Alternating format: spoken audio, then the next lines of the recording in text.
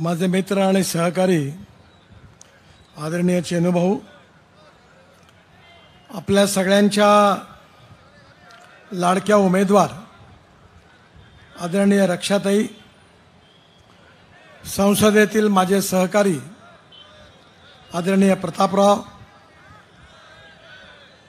आपण आमदार डॉक्टर संजय कुटे, आमदार चंद्रकांत पाटील, आमदार आकाश पुणकर, आमदार वसंत खंडेलवाल, आमदार संजय गायकवाड, आमदार संजय सावकारे, श्री जिल्ह्याचे अध्यक्ष सचिन देशमुख, माननीय विजयराव शिंदे, द्रुपदराव सावळे, डॉक्टर राजेंद्र फडके, नंदू महाजन, अशोक कांडलकर, शिवाभाऊ तायडे, डॉक्टर राजेंद्र गोडे, संतोषजी डेवरे, राजू सावळे, भाऊसाहेब सरदार, सौ अर्चना शुक्ला आणि उपस्थित सर्व मान्यवर मंडळी, बंधूंना आणि भगिनींनो,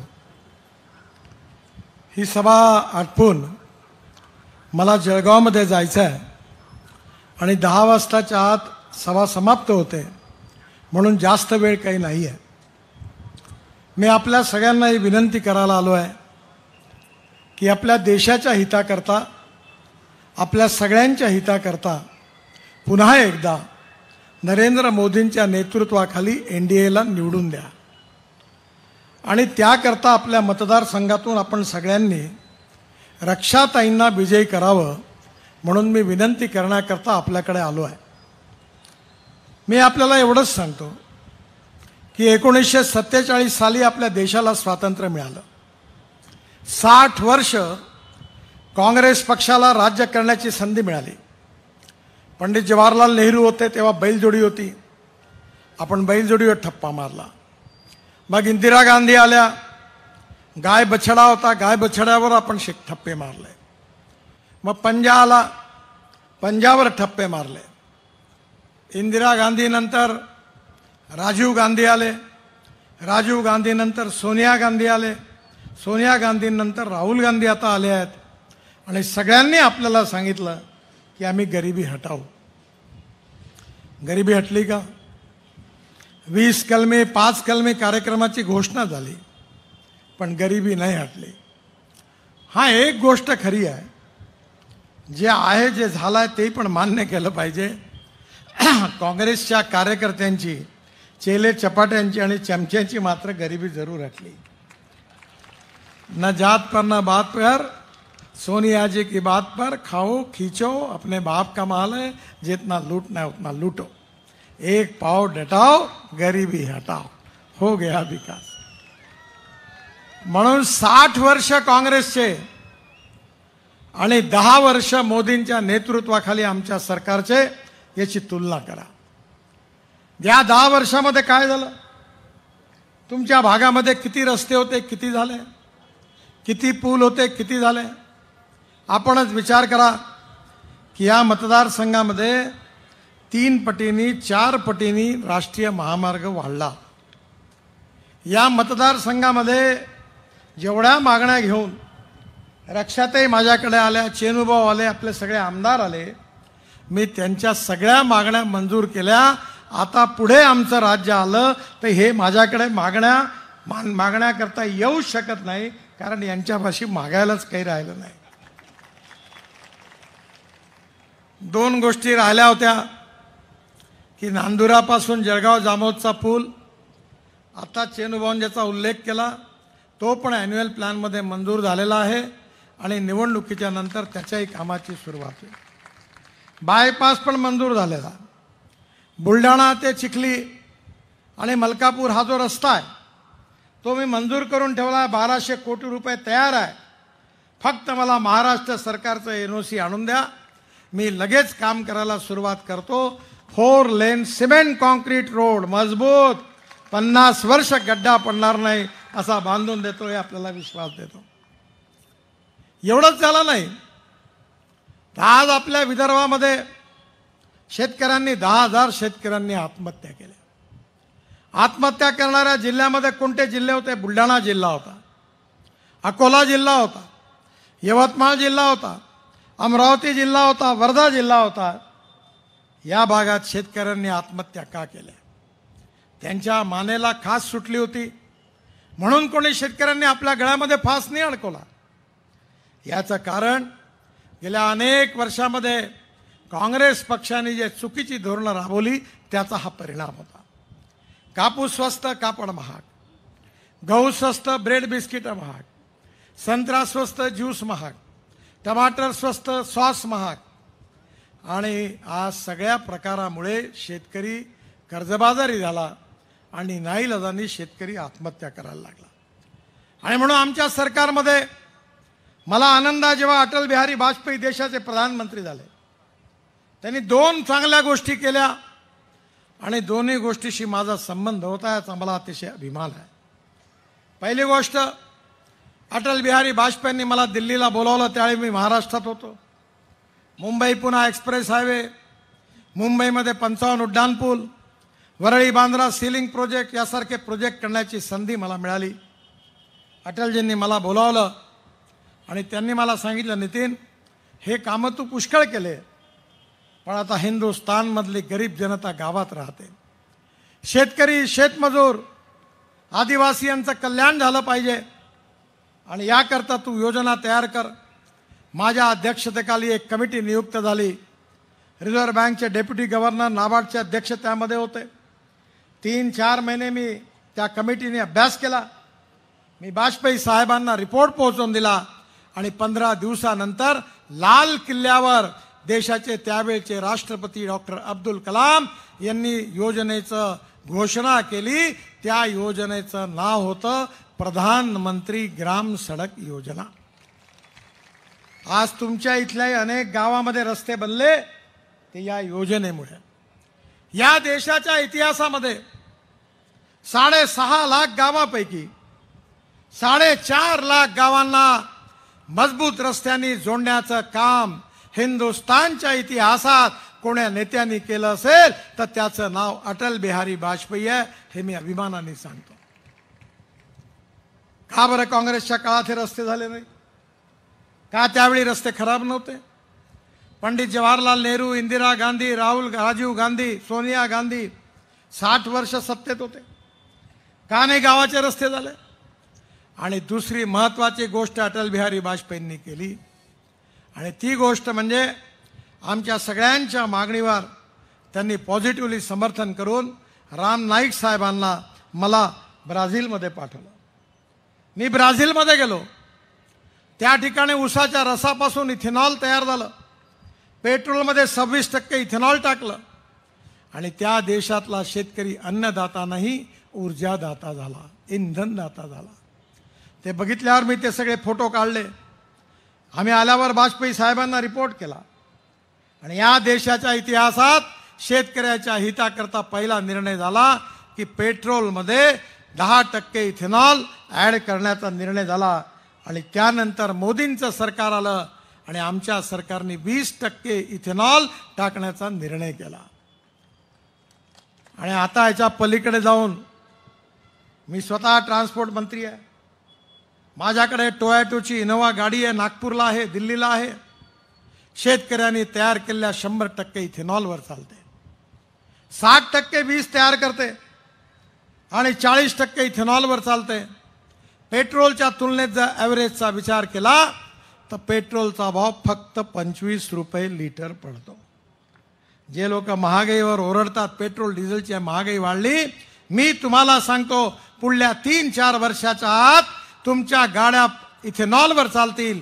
तुमच्या मोटरसायकल, स्कूटर, ऑटो रिक्षा या इथेनॉलवर चालतील आणि तुम्हाला 120 रुपयाच्या पेट्रोलच्या ऐवजी 30 ते 40 रुपये लिटरचा ॲव्हरेज पेट्रोलचा तुलनेत इथेनॉलचा मिळेल आणि महागाई कमी होईल. शेतकरी संतुष्ट होईल, तरुण माणसाच्या हाताला काम मिळेल आणि शेतकरी केवळ अन्नदाता नाही, ऊर्जादाता बनेल. केवळ एवढ्यावर सरकार थांबलं नाही तर आमच्या सरकारने मक्यापासून इथेनॉल सुरू करायची परवानगी दिली. आता मला वसंत खंडेलवालजीचा भाचा भेटला. मी म्हणलं काय काम करतो? तो म्हणे मक्याचं ट्रेडिंग करतो. म्हटलं भाव किती आहे? म्हणे 2200 रुपये. साहेब म्हणे तुम्ही इथेनॉल सुरू केलं म्हणून 2200 रुपये भाव मिळाला, नाही तर 1200 आणि 1300 रुपयात मका विकावा लागायचा. मी परवा पाटण्याला बिहारमध्ये गेलो. बेगुसरायमध्ये गिरिराज सिंगच्या प्रचारामध्ये त्या गावामध्ये इथेनॉलची फॅक्टरी उघडली आणि मक्यापासून इथेनॉल तयार झालं. तिथल्या शेतकऱ्यांनी सांगितलं, साहब आपको पैर पड़ के मुझे पैर छूकर आपका आशीर्वाद लेना है. मतलब पैर मत पड़ो. बोले साहब आपने हमारा कल्याण कर दिया.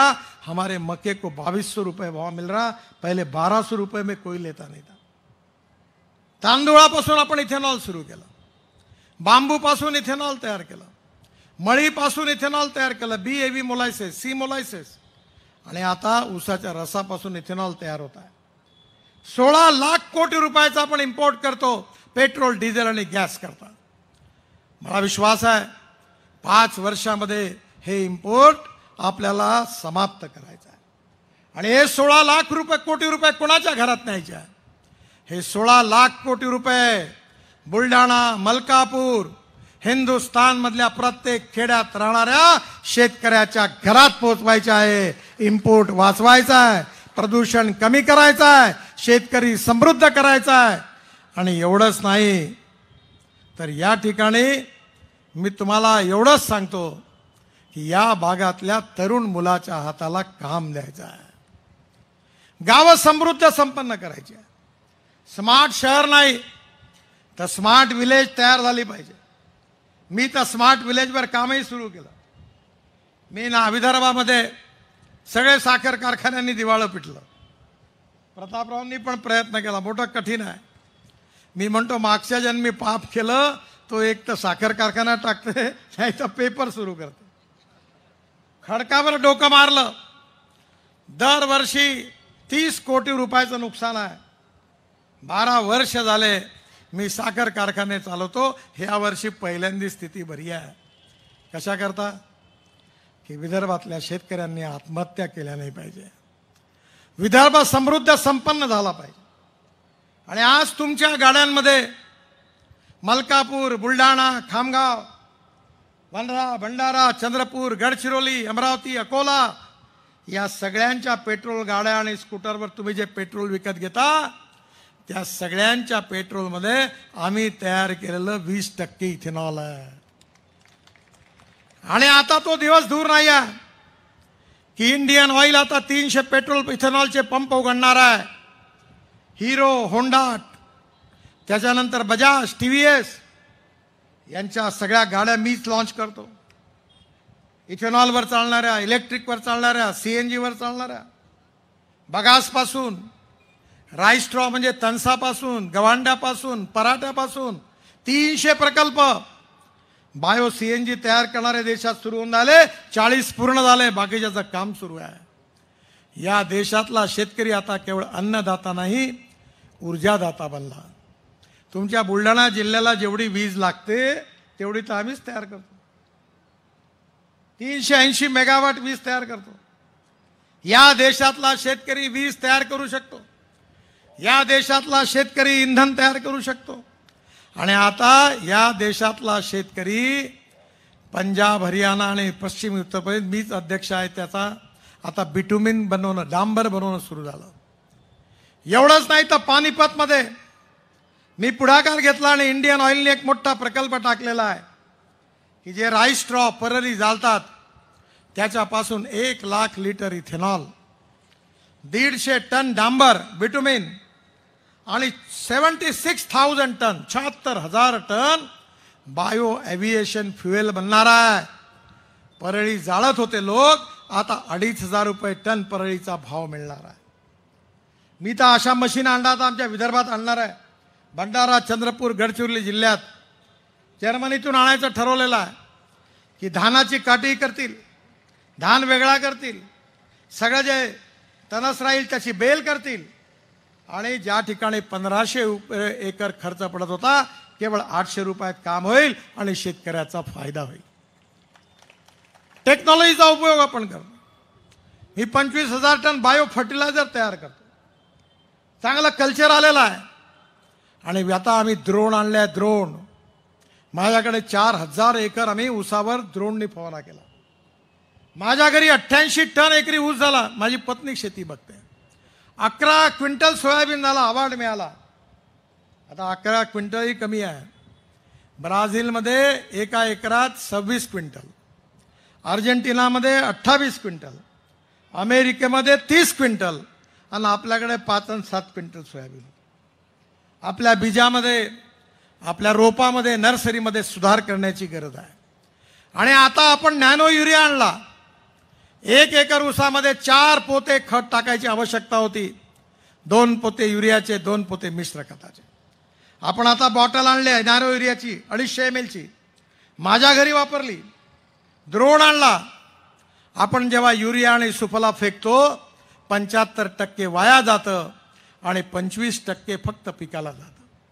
पण द्रोणमधून जर नॅनो युरिया बॉटलमधलं लिक्विड आपण जर स्प्रे केलं तर 75% पिकाला जातं आणि 25% फक्त वेस्ट होतं. म्हणजे 4 पोत्याच्या ऐवजी 2 पोत्यामध्ये काम होतं आणि शेतकऱ्याचं उत्पन्न वाढतं. आमच्याकडे झालं आहे. आम्ही द्रोण आणले. महिला बचत गटांना 15,000 द्रोण दिल्या. प्रत्येक गावात जसं मळणी यंत्र आहे, प्रत्येक गावामध्ये आता द्रोण आहे. गावातला तरुण इंजिनियर द्रोण विकत घेईल. एकरी 650 ते 700 रुपये खर्च आहे आणि द्रोणमधून आता स्प्रेइंग होणार आहे. आणि मी आता प्रयत्न करतोय की तो द्रोण जो आहे तो इथेनॉलवर चालणारा द्रोण आला पाहिजे, म्हणजे अजून स्वस्त होईल. आपल्या शेतकऱ्याचा उत्पादन खर्च कमी झाला पाहिजे. आपली सगळ्यात मोठी समस्या पाण्याची आहे. माझं बोलणं नीट ऐकून घ्या. मी केवळ नेता म्हणून नाही सांगत. मला 9 डिलीट डॉक्टरेट मिळाल्यात. मी एवढा विद्वान नाही आहे. यापैकी 5 डिलीट्स ज्या आहेत त्या कृषी विद्यापीठाच्या आहेत. पंजाबराव कृषी विद्यापीठ अकोला, बाबासाहेब आंबेडकर विद्यापीठ संभाजीनगर, महात्मा ज्योतिबा फुले युनिव्हर्सिटी राहुरी, रामानंद तीर्थ युनिव्हर्सिटी नांदेड, परभणीचं कृषी विद्यापीठ. मला आता घ्यायला जायचं आहे. जगातल्या IIT मोठ्या मोठ्या युनिव्हर्सिटीच्या मिळाल्या. मी तुम्हाला एक मंत्र सांगतो आणि तो मंत्र म्हणजे आपल्या विकासाचा एकच मुद्दा आहे, तो म्हणजे पाणी. ज्यावेळी आपलं जिगाव धरण बंद पडलं होतं, मी वॉटर रिसोर्सेस मंत्री होतो. मी 18,000 कोटी रुपये बळीराजा योजना आणि प्रधानमंत्री सिंचाई योजनेमध्ये महाराष्ट्राला दिले आणि जिगाव धरणाकरता 4,000 कोटी रुपये दिले भारत सरकारकडे. या बुलढाणा जिल्ह्यातलं जिगाव धरण पूर्ण झालं पाहिजे म्हणून दिलंय. पण धरणाला खूप पैसे लागतात. पण आम्ही त्यावेळी गेल्या 8-10 वर्षापासून काम करतोय की धावणाऱ्या पाण्याला चालायला लावा, चालणाऱ्या पाण्याला थांबायला लावा, थांबलेल्या पाण्याला जमिनीत प्यायला लावा. गावातलं पाणी गावात, घरातलं पाणी घरात, शेतातलं पाणी शेतात. मला आनंद आहे आकाश फुंडकर इथे उपस्थित आहेत. आकाशच्या मतदारसंघामध्ये किती तलाव झाले, किती जलसंवर्धन झालं. आजही मे महिन्यात पाणी आहे. त्यांना विचारा एकदा. बुलढाण्यामध्ये अजिंठ्यापासून बुलढाण्याचा रस्ता 16,000 धनगर समाजाचे लोक गावं सोडून जायचे. नदी नाले तलाव सगळे खोलीकरण झाले. आज बुलढाणा जिल्ह्यामधलं सिंचन 19% जवळपास 47% गेलं. 22,000 विहिरी चार्ज झाल्या. तुमच्या मलकापूर भागामध्ये ज्ञानगंगा नदी होती, त्याच्या पात्रात जागोजागी 6 किलोमीटर खोलीकरण केलं. 65 किलोमीटरची लांबीची नदी आता मे महिन्यात देखील वाहताना दिसते. मलकापूर तालुक्यातील तामसवाडा तांदूळवाडी गावाजवळ नळगंगा नदीवर जुन्या पुलाच्या ठिकाणी आपण ब्रिज कम बंधारा घेतलाय. 80% पूर्ण झालाय. येत्या पावसाळ्यात 250 TCM पाणी साठा निर्माण होईल, शेतकऱ्यांना मिळेल. मलकापूर तालुक्यातील झोडगा अनुरागबाद या गावाजवळ उंबर नाल्याच्या जवळ 5 किलोमीटर लांबीत खोलीकरण केले.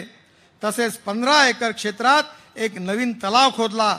यात आजही कडक उन्हाळ्यात पाणी आहे आणि या तलावातील व नाल्यातील 6 लक्ष घनमीटर माती राष्ट्रीय महामार्गासाठी वापरण्यात आली व 600 TCMचा एवढा जलसाठा निर्माण झाला. 1 पैसा खर्च झाला नाही, फुकटाच झाला. काम का काम, आम का आम, गुठले के दाम. येण्याच्या तर्फे मी करून दिले आणि म्हणून येणाऱ्या काळामध्ये शेतकऱ्याच्या सिंचनाकरता आणि पाण्याकरता सर्वोच्च प्राथमिकता मिळेल. माझ्या गावात माझ्या शेतीच्या बाजूला माझ्याकडे 3 विहिरी आहे. उन्हाळ्यात 1 तास पंप चालवायचा. मी गावाची नदी खोल केली, नाला खोलीकरण रुंदीकरण केलं, माझ्या विहिरींना पाणी आलं. आता 7.5 हार्स पॉवरचे 3 पंप आहे. बावनकुळे साहेबही ऊर्जा मंत्री होते, त्यांची क्षमा मागतो, पण वीज मंडळाच्या विजेचा काही भरोसा नाही, केव्हा येते आणि केव्हा जाते. बावनकुळे साहेब असताना बरोबर होती. म्हणून आता मी सोलर पंप लावले आणि 1 तास जी विहिरीवर पंप चालायचा, आता 8 तास माझ्याकडे सिंचन आहे. 60 एकर सिंचनाखाली आलं. आपल्याला आपल्या विहिरीमध्ये पाणी साठवायचं आहे. आणि सोलर पंप जर लावला तर प्रत्येक गावामध्ये 50% 60% जमीन पाण्याखाली आली. शेतकऱ्याचं उत्पन्न 2.5 पटीने झालं तर कशाला शेतकरी आत्महत्या करेल. हा देश सुखी समृद्ध संपन्न बनवायचा आहे. गाव गरीब मजदूर शेतकऱ्याचं कल्याण करायचं आहे. बाबासाहेब आंबेडकरांनी सांगितलेली सामाजिक आणि आर्थिक समता प्रस्थापित करायची आहे. महात्मा ज्योतिबा फुलेंनी सांगितलेली समता स्थापित करणं हे आमचं उद्दिष्ट आहे. आणि छत्रपती शिवाजी महाराज तर आमचं दैवत आहे. यशवंत, कीर्तिवंत, वरदवंत, सामर्थ्यवंत, जाणता राजा, निश्चयाचा महामेरू, बहुत जनासी आधारू, अखंड स्थितीचा निर्धारू, श्रीमंत योगी, असं ज्यांचं वर्णन केलं ते छत्रपती शिवाजी महाराज आमचं दैवत आहे. माझ्या ऑफिसमध्ये, माझ्या घरी माझ्या आईवडिलांचा फोटो नाही आहे, पण माझ्या खुर्ची समोर छत्रपती शिवाजी महाराजांचा फोटो आहे. कारण या देशात शिवशाही आणायची आहे. आम्ही मंत्री बनण्याकरता राजकारणात नाही आलो, आमदार खासदार बनण्याकरता नाही आलो, पैसे कमवण्याकरता नाही आलो. मी 50 लाख कोटी रुपयाची कामं देशात केली आहे. पण एकही कॉन्ट्रॅक्टर जर तुम्हाला भेटला आणि त्यांनी सांगितलं की गडकरी साहेबांना कॉन्ट्रॅक्ट घेण्याच्या आधी भेटलो होतो, तर मला सांगून द्या, मी तुमच्यासमोर उभा नाही राहणार. राजकारण आमचा धंदा नाही आहे. राजकारण म्हणजे समाजकारण, सेवा कारण आणि विकास कारण. केवल सत्ता नहीं बदलनी है, समाज बदलना है, हे आमचं उद्दिष्ट आहे. Politics is the instrument of socio economic reform.